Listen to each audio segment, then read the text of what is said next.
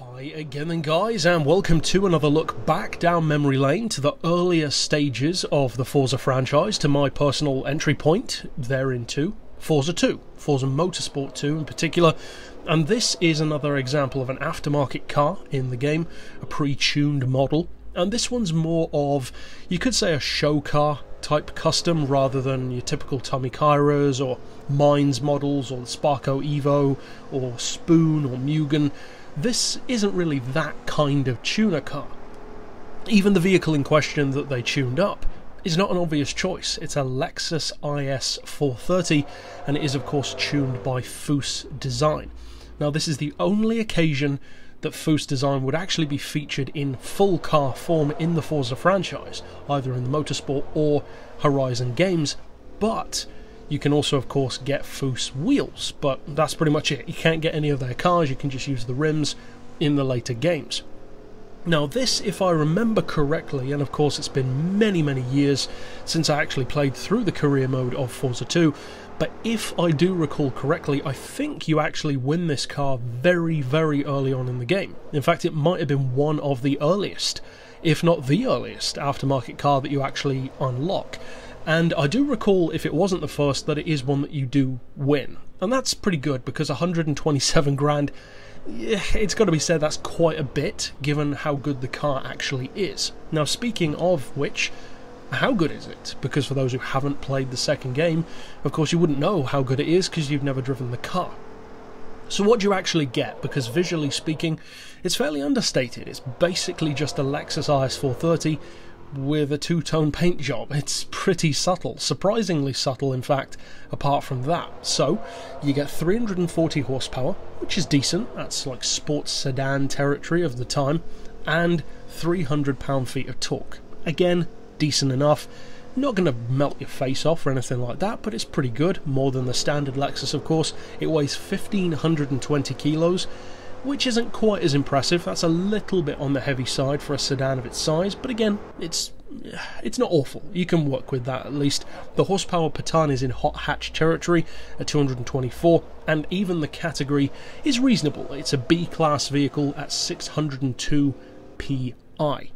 So in terms of its on-paper numbers, in terms of its appearance, even its price and its classification, it's an interesting mix of some things which seem to be pretty good, and maybe some other things which, to me at least, seem a little bit underwhelming. Because when you think of an aftermarket tuner car or a show car, be it in the Forza franchise, in the Gran Turismo franchise, basically whatever franchise features one of these custom cars, you generally have a high expectation of what they're going to be like. You're expecting a ton of power, maybe lower weight, maybe not, pretty extreme performance usually, stuff like your Hennessy Viper Venoms, or in the Gran Turismo franchise, something like a HPA Motorsport Golf. They have a lot more power, great performance, and usually they go for a very distinctive visual style.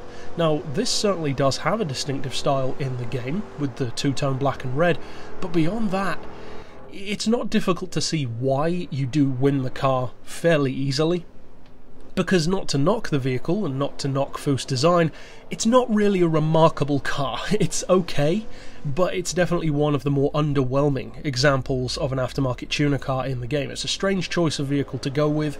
It's an interesting way of tuning it. The two-tone paint seems kind of pointless. It's a shame that you can't repaint it, to be honest, because I would have liked it maybe in just black or just red, so it's even more of a sleeper car. And essentially that's the biggest value of a car like this usually, and that is to be a sleeper. In online races, for instance, you could take it up against people who don't know how good it could be.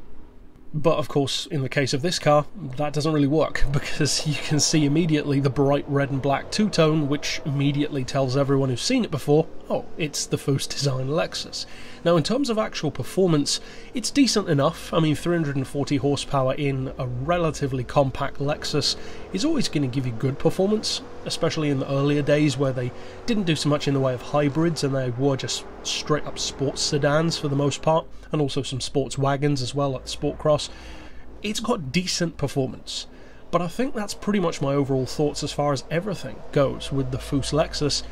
It's decent. It's not remarkable, it's not mind-blowing, but at the same time, is it trying to be? Well, not necessarily. It's just a tuner car. It's not really trying to be overly pretentious or, as far as I'm aware, set any kind of records. It's just a modified Lexus. Which also begs the question, why did they choose to feature it in the game? With all the different tuner cars and show cars that you could have gone for, this does seem like a little bit of an odd choice. But be that as it may, it's certainly one of the most unicorn-esque vehicles in the game. Certainly a car which you wouldn't expect to be in a Forza game, and one which I'm not too surprised is no longer featured. It's certainly not the kind of car that most players are clamouring to see a return of. Maybe some people would, but I think most people probably forget that it's even in the game most of the time. And one of the problems with winning a car very early on is that does tend to happen. If you win a car that is already tuned, in particular, it takes away the personalisation. It means that you're basically driving someone else's vision rather than tuning it yourself. And for me, for instance, who loves tuning cars, who loves painting them, and for anyone else who's like-minded in that regard, that immediately kind of turns me off a little bit, because I like putting my vision into a car, be it in terms of performance, in terms of visuals. So when you're basically just driving somebody else's vision, I don't know, it's just not really as appealing to me. Now, that does have a boundary, because with some cars that doesn't apply. You know, you pull out a Tommy Kyra R Skyline, feels great. You pull out a Hennessy Venom, you pull out a Veilside Supra. They all feel fantastic, but it's almost like a different kind of aftermarket car.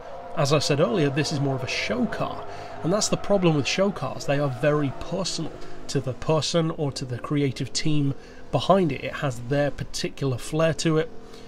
And I don't know, it's got this slightly different vibe to many of the other aftermarket cars, and to me it's one that I'm not a huge fan of.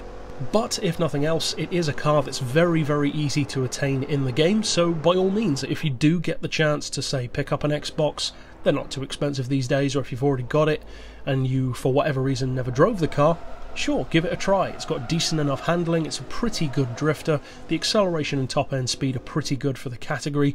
It's just not really going to wow you in any particular way. But overall, that's it for this particular pick. Of course, I'll see you guys next time, and for now, as always, thanks for watching.